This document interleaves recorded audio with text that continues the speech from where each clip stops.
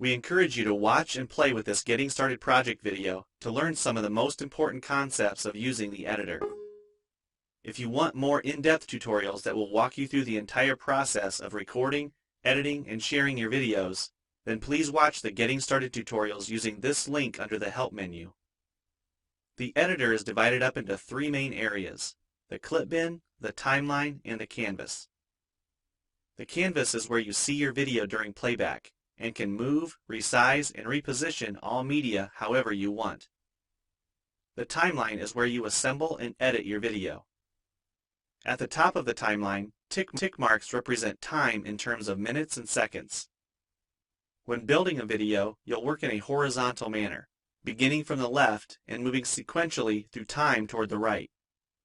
The tracks are layered on top of each other, so media you add on higher tracks is viewed on top of media on lower tracks in the canvas. For example, this callout is placed on top of the video track on the timeline, and therefore is on top of the screen video on the canvas. If I drag the video track on top of the callout on the timeline, the callout is now hidden behind the video on the canvas.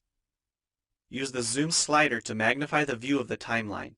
This is very helpful when making precise cuts and selections, like removing ums in your audio. New media can be dragged and dropped on an existing track, or a new track is automatically created when media is dropped at this location at the top of the timeline. To change the position of a clip on the timeline, just drag it. To change the duration of a clip, drag the edges in either direction. An important part of the timeline is the playhead. To view your video, click play. Notice how the video and the timeline's playhead stay in sync. Click anywhere along the timeline and the playhead moves to that point. To remove a portion of your video, make a selection with the green in point and red out point. Then click the cut button.